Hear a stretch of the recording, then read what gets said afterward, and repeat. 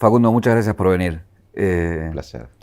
Si entra al Congreso su primera ley urgente, ¿cuál sería? Capital mental, invertir en la primera infancia. No solo es inmoral que los chicos en Argentina no se nutran bien, sino que no reciban el estímulo afectivo y cognitivo, porque además de lo inmoral es una hipoteca social. Y el mundo hoy se basa en las ideas, la creatividad, la innovación. Nos guste o no, el mundo cambió, y si la Argentina no entiende que hoy la economía del mundo es la educación, el conocimiento, la prosperidad dada por la capacidad de crear, de innovar, de generar nuevas cosas, vamos a quedar más atrás. Así que la primera ley va a estar enfocada en cuidar lo más preciado que tiene un país, que es el cerebro de los chicos. ¿Qué sería específicamente capital mental? Para que el cerebro pueda lograr todo su potencial, para que un ciudadano pueda lograr todo su potencial, tiene que estar bien nutrido y bien estimulado afectivamente y cognitivamente. Te cuento un ejemplo. En Ecuador se hizo un estudio donde agarraron a chicos de clase muy baja, de clase pobre, y chicos de clase media que sus padres podían darle afecto, estímulos cognitivos, y en el colegio lo nutrían bien. Y le mostraban imágenes de taza, pantalón, zapatillas. Les mostraban las imágenes y ellos tenían que denominar. Imagínate, de 30 imágenes, los chicos pobres podían denominar 7 u 8, no me acuerdo bien, pero y los chicos de clase media, media alta, la mayoría. Entonces, ahí no hay meritocracia porque salimos de diferentes escalones. Lo que tenemos que asegurar, lo primero que hay que asegurar en un país es que todos tengamos la posibilidad de potenciar nuestras habilidades, de eso depende el futuro. Y en la Argentina hay que hacer un plan masivo de eso, porque no solo esto involucra a las escuelas, tiene que involucrar a los clubes de barrio, a los centros de salud, a toda la sociedad. Es casi una emergencia nacional que nuestros chicos, la mayoría de los chicos queden abajo, en un mundo además que se basa en la innovación, en la creatividad, en la tecnología. Hoy la riqueza de los países ya no es más el recurso natural, como lo fue hace mucho tiempo, hoy es el conocimiento. Y bueno, no podemos encarar el progreso si no cuidamos lo más preciado de un país, que son los chicos. Cuando habla de lucha por la modernidad, ¿a qué se refiere? En la Argentina todos crecimos con dos ideas que son falsas, que somos un país rico en recursos naturales. No somos ricos en recursos naturales. Per cápita, si uno hace el análisis, estamos alrededor del 40 y pico. Y hoy los recursos naturales no son el motor de la economía de una sociedad. Hay 3 países en África que exportan alrededor del 70% del cacao y no tiene ningún impacto en la industria del chocolate. Suiza no tiene tanto cacao como esos países, pero tiene credibilidad, tiene marca, tiene ciencia, tiene laboratorios, tiene exportaciones, tiene un sistema de justicia que funciona y tiene un impacto en la economía del chocolate. Hay 2 países del sudeste asiático, Indonesia y Tailandia, que exportan el 70% del caucho del mundo y no tiene ningún impacto en la industria del neumático. Argentina exporta 2/3 del maíz en forma de grano y somos el primer exportador de maíz. Pero la competencia nuestra en maíz, Brasil y Estados Unidos, no quiere exportar granos, quiere exportar el valor agregado. Si Argentina no hace una gran revolución del conocimiento y empieza a generar productos de mayor valor agregado, de mayor sofisticación, no vamos a poder dar bienestar a 45 millones o 50 que seríamos. El otro dilema, o la otra creencia falsa con la que crecimos, es que estamos en vías de desarrollo. No estamos en vías de desarrollo. Argentina está en vías de desarrollo. Es uno de los pocos países en el mundo que involuciona sin guerra. Vos ves a Siria ahora, que está involucionando, o involucionó, pero tuvo una guerra. Pero encontrar países como la Argentina, donde nuestra economía hace unas décadas era más grande que la economía brasilera. Hoy el estado de San Pablo y sus alrededores tiene una economía más grande que nuestro país. En el año 75, cuando yo tenía 6 años, Argentina tenía 5% de pobres. Hoy tiene casi 50% de la población vulnerable. Tenemos el mismo ingreso per cápita, casi 10% más que en el 74. Tengo 52 años, 21 los viví en contracción económica. Soy un país que involuciona.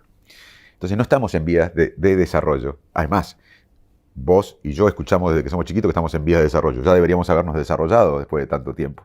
Entonces, si nosotros no reconocemos que somos un país pobre, que tenemos recursos naturales pero que no alcanza para darle bienestar a la población y que no estamos en vía de desarrollo, es el primer paso para encarar la modernidad, el progreso, que es invertir en la gente, en lo que hablamos recién, en el desarrollo humano, en la nutrición, la salud, la educación, mucho más en ciencia y tecnología, y vincular eso con el sector productivo.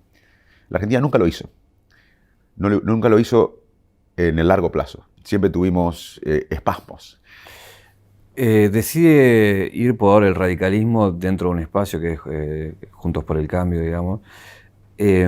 ¿Por qué no decide acompañar a la lista gobernante, digamos, me refiero a Rodríguez Larreta, y enfrentar a esa lista, digamos, ¿no? Porque yo creo que hay un modelo de país que es el modelo kirchnerista, que gobernó alrededor de 30 años Santa Cruz, una provincia rica, con pocos habitantes, 300.000, una costa marítima excepcional, minería, un turismo internacional. Sin embargo, es un país es una provincia que está quebrada la salud, quebrada la educación, mucho más que en el resto del país. La educación es un problema en Santa Cruz hace años. No hay actividad privada. Está todo relacionado con el Estado. Los pocos empresarios privados tienen que tener relación con el gobierno. Hay una justicia adicta, se persigue a la prensa. Ese modelo no lo queremos ganarle. Y para ganarle ese modelo y después convocar un gran pacto, no se puede ir con lo mismo, con lo que la sociedad no aprobó para ganar la elección. En la última elección hay que revisar la oposición, hay que darle un salto cualitativo, una nueva identidad. Y es muy bueno que la sociedad elija la identidad de la oposición y no una oficina, que no una papelito. Entonces, esto no es una monarquía, esto es una república, y la república, la sociedad tiene la posibilidad de elegir la identidad de la oposición. Yo fui crítico del radicalismo en la coalición Cambiemos, porque hubo una falta de reciprocidad, y además el radicalismo no tuvo un rol como me hubiese gustado en el desarrollo humano, en la educación, en la salud, en la ciencia y tecnología, valores históricos, y me parece que la oposición tiene que revisar eso, tiene que agrandarse, engordarse, hacer un salto de calidad para enfrentar al modelo kirchnerista del país. El modelo kirchnerista del país de los últimos 20 años va a haber gobernado 16 la Argentina. Y fíjate, estamos cada vez peor. Evidentemente no funciona. Acá nada va a funcionar si no convocamos a un gran acuerdo político, con ideas, no solo acuerdo para el status quo, para el sistema, porque acá hay mucha gente que no quiere que cambie nada. Yo sé que este programa lo ven muchos jóvenes, pero yo les quiero decir que yo tenía 14 años cuando en la Argentina había que reconstruir el sistema democrático. Vivíamos en una dictadura y apareció Alfonsín y enfrentó al status quo, que era la oposición, que decía vamos a avalar la autoamnistía de la dictadura. O sea, la oposición, si no ganaba Alfonsín, iba a avalar la autoamnistía. Y apareció alguien valiente que dio lugar al CONADEP, al Nunca Más. Se hizo con valentía esto y enfrentando al sistema que quería que no. Acá no pasó nada en la dictadura. Hoy hay que hacer lo mismo para la modernidad, porque hay muchos que no quieren que nada cambie, que le va bien, porque la Argentina hoy no tiene un proyecto de país. Es un Titanic que se cae y cada sector tira para su lado. Es como cada camarote, cada familia del Titanic que se está hundiendo, tira para su lado. Lo que hay que hacer es volver a tener un sentido de nación. Entonces yo creo que se tiene que ganar el modelo kirchnerista, que no lo hizo, porque de los últimos 20 años, en 16 años lo pudieron hacer, ¿por qué lo van a hacer en el futuro? Y el espejo es Santa Cruz. Y la oposición no lo pudo hacer. También cuando llegó se cerró, no convocó a todos. Y acá Julio va a fracasar todo el mundo, aunque venga Churchill, aunque venga Kennedy, aunque venga el mayor estadística del mundo, va a fracasar si no hacemos un gran acuerdo, porque Argentina no se soluciona la decadencia argentina de décadas, como explicamos, con una ley, con un parche, se soluciona con un clima de época nuevo. Se soluciona con volver a inspirar un país hacia la modernidad. Es verdad que tuvo un cruce con Larreta y Santilli por el tema del no debatir, el tema de los recursos, en un programa de televisión o en un canal. No, cruce no, fue un diálogo donde le pedí que juguemos limpio, que no haya una campaña de desprestigio con fake news, porque yo soy médico, vengo a aportar mi granito de arena para sanar, no lo voy a hacer yo solo, es una dinámica colectiva, esto me excede a mí, pero yo estoy entrenado para curar, para sanar, y a veces hay aparatos políticos invisibles que te desprestigian. Y es un mensaje, yo me lo banco porque toda mi vida fue cuesta arriba. Cuando era chiquito era muy travieso y jugaba bastante bien al fútbol. Y nadie pensaba que yo iba a estudiar, que iba a ser médico. Me venían como un pibe que iba a ser travieso, futbolista. Y no, llegué médico. Después, cuando vine a Buenos Aires y era médico, quería vivir en Estados Unidos. Y en Inglaterra y estudiar, investigar. Me decían, no, vos no vas a poder porque no sabes inglés. Es cierto, yo no, aprendí inglés de grande. Cuando volví a la Argentina de vivir mucho tiempo en Estados Unidos e Inglaterra, me decían, estás loco, volvés en el 2001, te quedás. Y después quise emprender INECO, que es un ecosistema de innovación y conocimiento, de impacto internacional desde Argentina, que da cientos de trabajos. Y me dijeron, no, emprender en la Argentina. Bueno, siempre mi vida fue cuesta arriba. A mí no me van a doblegar por fake news, por un sistema invisible que te pega por debajo. Mientras te sonríen, te pegan la puñalada. Pero el mensaje que yo quiero evitar es que mucha gente de la sociedad civil no se meta, porque dice, mira a Manes, todos le pedían que fuera candidato. Ahora que se metió representando a la sociedad civil que quiere dar el paso, le pegan. No me voy a meter. Entonces el problema no soy yo, pero no voy a quebrar. El problema es que están transmitiendo miedo para que la sociedad civil no dé el paso, para justamente combatir las prácticas de siempre, las fórmulas de siempre, los mismos de siempre que no quieren que nada cambie. Yo quiero dejar claro acá, hay mucha gente que no quiere que nada cambie en la Argentina. Bueno, pero hablando con eso, por ejemplo, tiene en su lista a Cariglino, que representa, digo, a la política de hace muchos años, intendente de Malvinas. Se lo ha criticado también por eso. Mirá, nuestra lista es plural, nuestra lista es diversa, representa el conurbano y representa el interior de la provincia de Buenos Aires.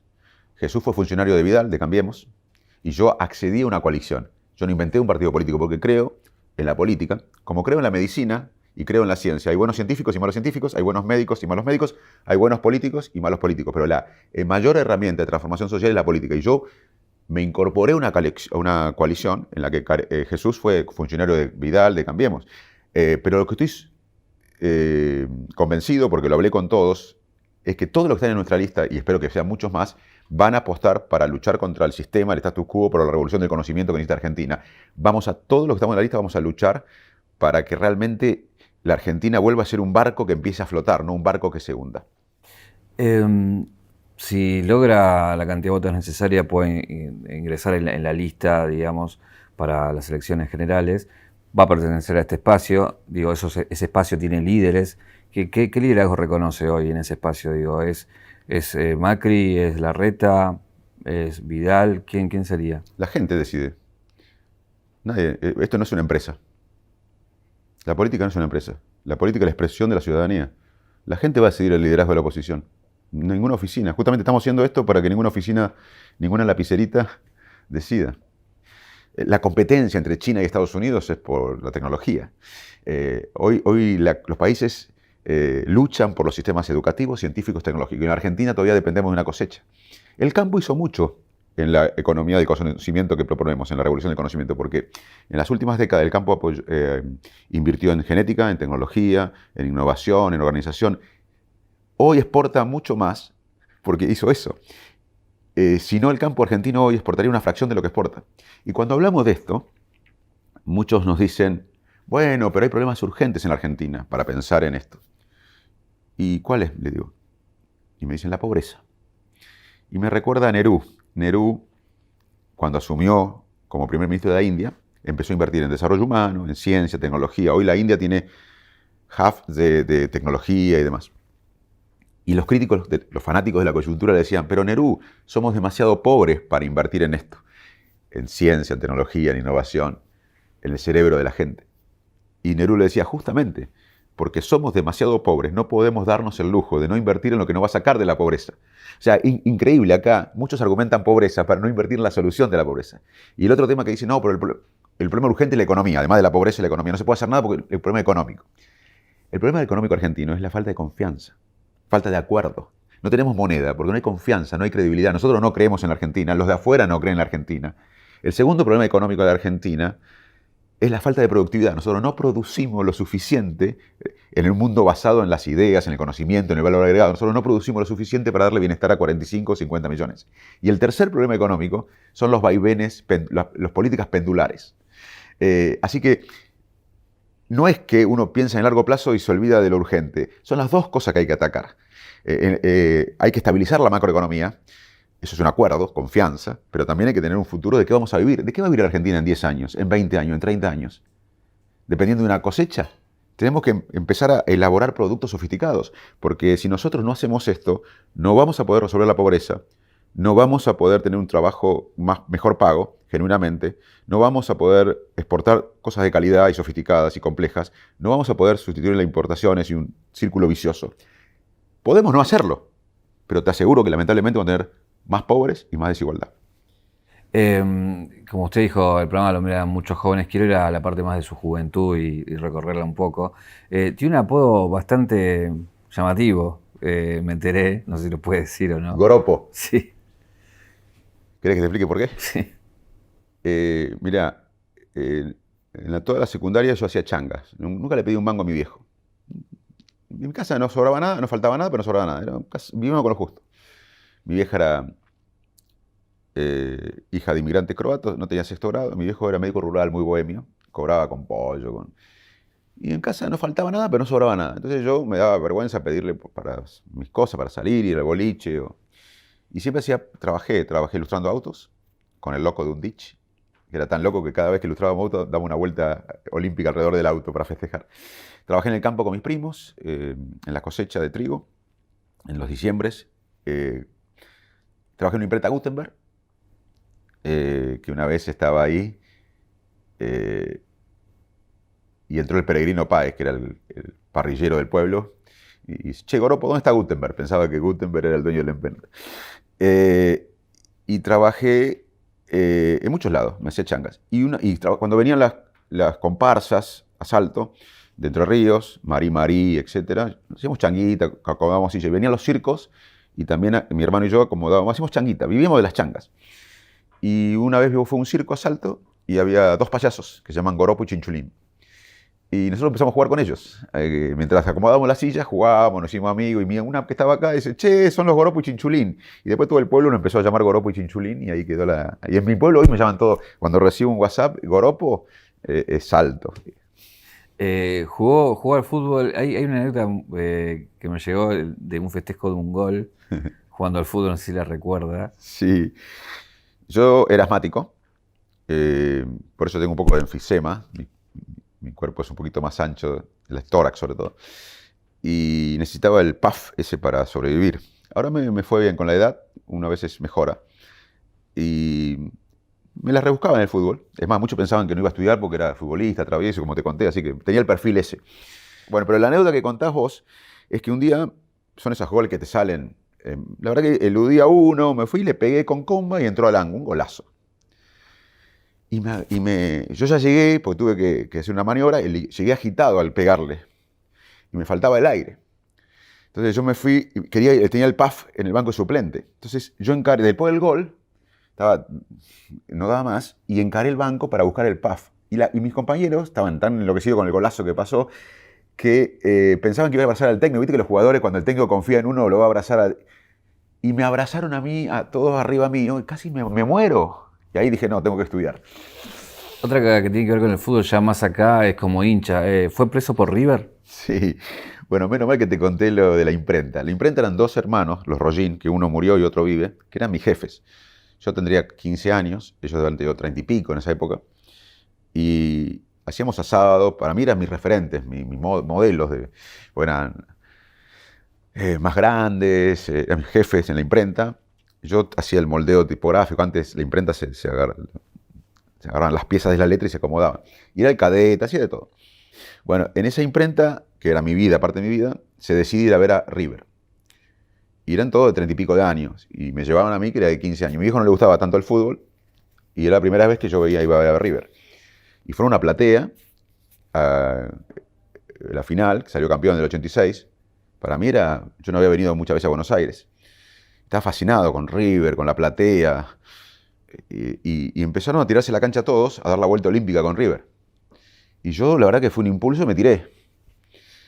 Y ahí justo en el gráfico sale Francescoli y salgo yo como Drupi, ahí al lado, en la tapa, y adentro River ha vuelto a ser River. Pero después la policía agarra a random 20 para meterlos presos. Y uno fui yo. Me metieron preso. Y yo no conocía Buenos Aires. No había en ese momento celular, WhatsApp, nada. Y me fui a la 51. Y yo no tenía contacto. Y al otro día pude agarrar un teléfono y llamar. Pero mis padres a la 1 de la mañana en Salto fueron a la imprenta. Porque los de la imprenta dijeron, Goropo se quedó medio travieso, se habrá quedado encontrado con algunos. No sé, pensaron eso. Y volvieron a Salto. Y a la 1 de la mañana mis padres me decían, ¿dónde está Goropo? O sea, estuve, para mi viejo, desaparecido un día, preso en la 51. O sea, su primera noche en Buenos Aires fue Mi una primera noche en cárcel. Buenos Aires fue preso. Bueno, eso nunca lo había pensado. ¿Es fanático de The Office? ¿De la Sí, serie? me gusta The Office. Sobre todo me gusta, te voy a confesar por qué. Me gusta The Office, si querés podemos hablar de por qué me gusta. Pero lo que más me gusta es que la veo con mi hijo. Es un momento que tengo con mi hijo, los dos a la noche, yo llego a cualquier hora, me está esperando, y tenemos ese vínculo con Pedrito de ver The Office. Y después me empezó a gustar, él también le gusta, y a mí me gusta por la psicología que pasa ahí, la dinámica humana que pasa ahí. Y me hace acordar mucho a Iowa. Yo viví en Estados Unidos, en Boston, pero después en Iowa, en el medio, en Midwest, en el oeste medio, en el medio de Estados Unidos, un pueblo, un estado típico americano. Y, y me hace acordar a mucho de las personalidades de donde viví. Pero en el fondo todos los seres humanos somos iguales. Una cosa que aprendí es que más allá de algunos cambios culturales de contexto, todos los seres humanos tenemos esta dinámica. Así que me encanta The Office. Quiero llevarlo a una agenda joven de distintas temáticas que están ahí con la agenda más de la juventud, ¿no? El tema de la marihuana, por ejemplo, venimos de la medicinal, la industrial, seguramente en un futuro se discuta la recreativa. ¿Cuál es su mirada sobre eso? ¿Estaría a favor de legalizar la marihuana? Mirá, primero que no es un tema prioritario. Estamos en una pandemia. La pandemia es una crisis multidimensional en un país pobre. No somos Alemania, no somos Europa, no tenemos el Banco Central Europeo. Nosotros hicimos una cuarentena eterna en un país pobre. Esto va a tener un impacto humano, de pobreza, económico y social. No nutrimos a los chicos acá, bien. O sea, hay otras prioridades en la Argentina. A veces se instalan temas para desviar la atención. Este es un tema importante porque la sociedad lo reclama. Y creo que los servidores públicos, como deben llamarse a los políticos, servidores públicos, deben tratar los temas que reclama la sociedad, como este. Ya lo fue público, yo estoy a favor de, ojo, despenalizar la marihuana, pero con psicoeducación, porque hay mucho riesgo en un adolescente, se puede producir psicosis, hay que educar mucho a la gente. Y acá en la Argentina es un peligro porque en la pandemia no se hizo nada de psicoeducación. La salud es una sola, no se puede dividir en física y mental. Y acá se habló solamente de la salud física y se está hablando solamente de la salud física. Y la salud mental no se habló, vos lo hablaste. El impacto de los chicos en la ansiedad, la depresión, la angustia, en los adultos es tremendo, sobre todo en 5 grupos. Como te dije, en los jóvenes, porque el cerebro termina de madurar después de los 20 años, entonces los impacta a los chicos cuando modulan sus emociones, cuando están organizando sus emociones.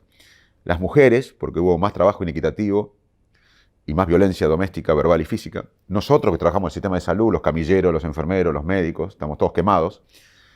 Los pobres tienen más impacto negativo en la salud mental, y los mayores, porque ya había una epidemia de soledad previo a la pandemia. Entonces, vos fíjate, estamos en una pandemia.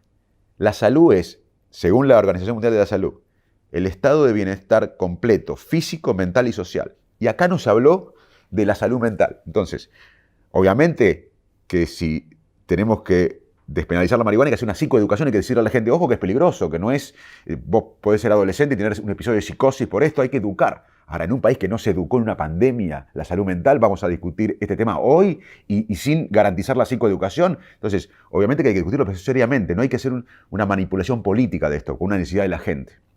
Recién hablaba del mundo que viene, de la modernidad, bueno, del conocimiento, y hay una revolución con lo que tiene que ver con la economía digital, ¿no? Desde el Bitcoin, la billetera virtual.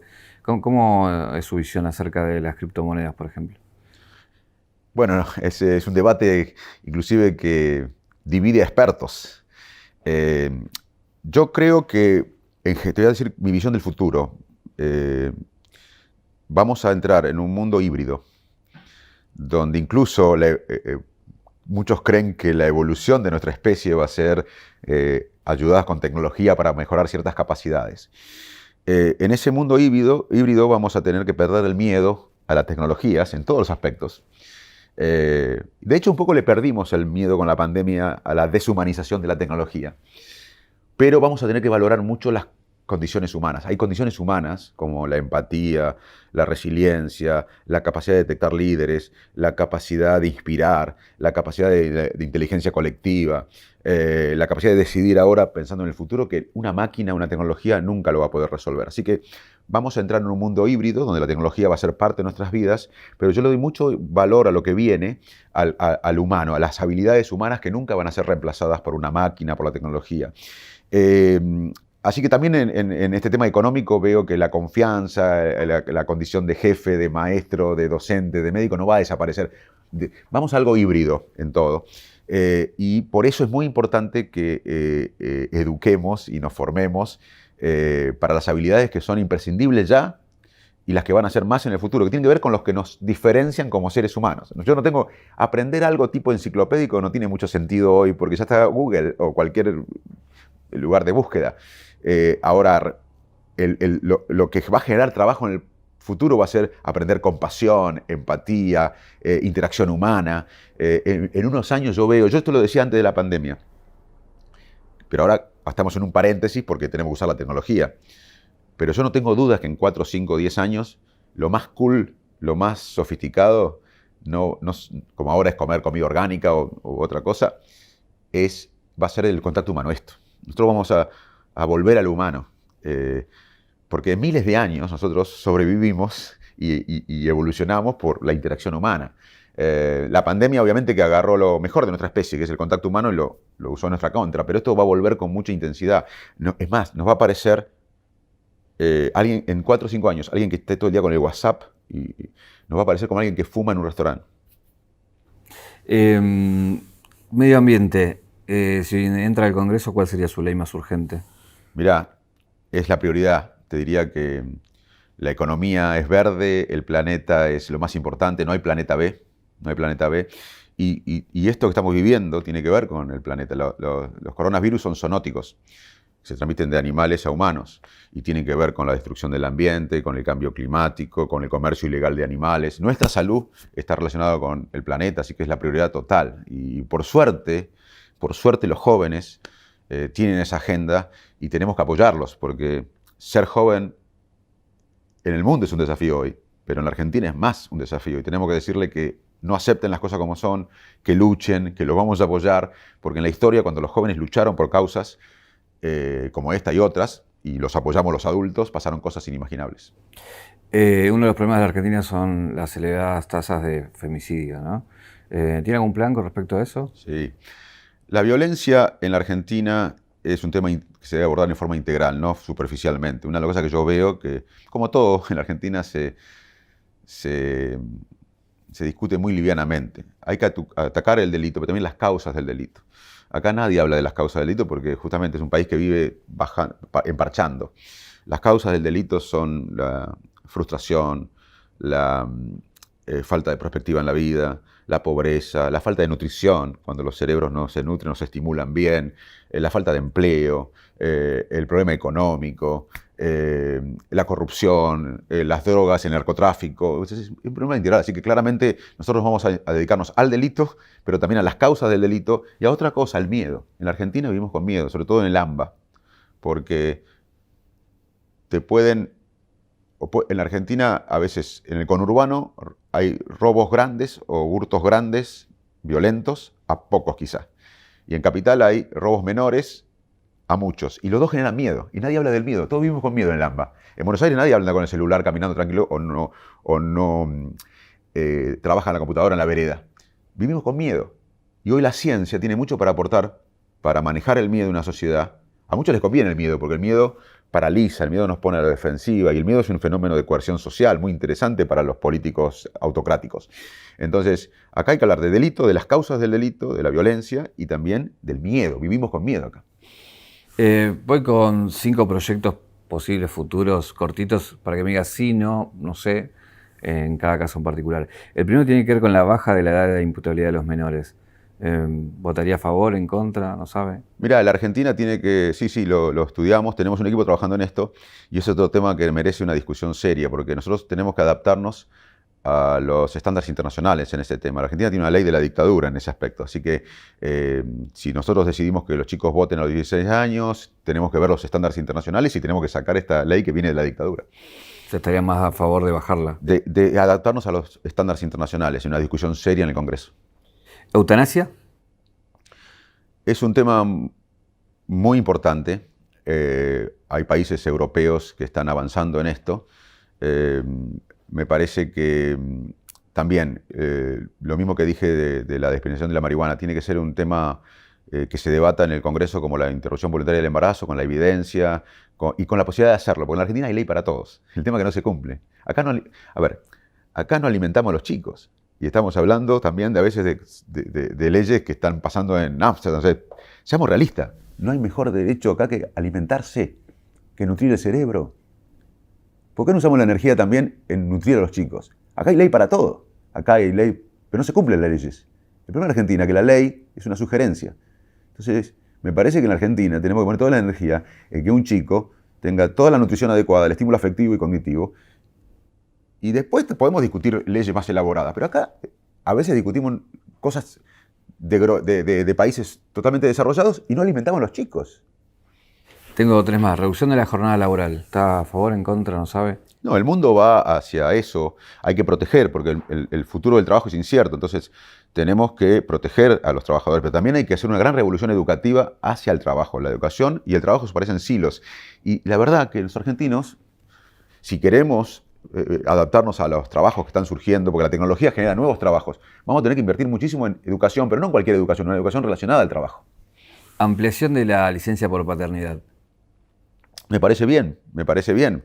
Es otra ley importante, pero yo te recuerdo que la primera ley acá es nutrir y alimentar a los chicos bien, ¿entendés? Entonces, en la Argentina tenemos discusiones de 25 leyes que después no se cumplen porque no tenemos la plata para abordarla y la discutimos y somos todos progres, pero no alimentamos a los chicos acá. La última, ley de humedales. ¿Cuándo me vas a preguntar por qué no alimentamos a los chicos en la Argentina? Ley de humedales. Sí, bueno, hay que discutirla, me parece que hay que discutir toda la Argentina, pero la prioridad es que todos los chicos coman en la Argentina, se nutran, y que tengamos ley, que tengamos un futuro de país, porque si no estamos emparchando y somos todos progres, pero queríamos preservar la ley de autoamnistía, no nos dedicamos a los chicos que no tienen, ya te digo, si uno no sale del mismo escalón es oligarquía. Yo creo en el mérito, pero no en la meritocracia, porque en la meritocracia es cuando salimos de todo el mismo escalón, y acá en la Argentina no salimos de todo el escalón. Yo no veo tanta preocupación a veces en que no salimos del mismo escalón. Le podría preguntar, ya lo contó en la primera pregunta, pero ¿quiere ampliar el tema de los chicos? Sí, yo creo que es una tragedia que Argentina no se ocupe de lo más importante, que es que en nuestro país hay malnutrición. Yo denunciaba la malnutrición antes del gobierno de Cambiemos. Ahora la pandemia aceleró todo. No podemos echar la culpa a la pandemia de la Argentina, de la pobreza, de la desigualdad, de la mala calidad educativa, de la falta de rumbo, de la corrupción. La pandemia lo que puso es con mayor desparpajo todo esto. Entonces me parece que hay que reconstruir la Argentina. Y la Argentina se reconstruye con proyectos fuertes, primordiales, prioritarios, no con parches. Bueno, Facundo, muchas gracias por venir. A vos, un placer, Julio.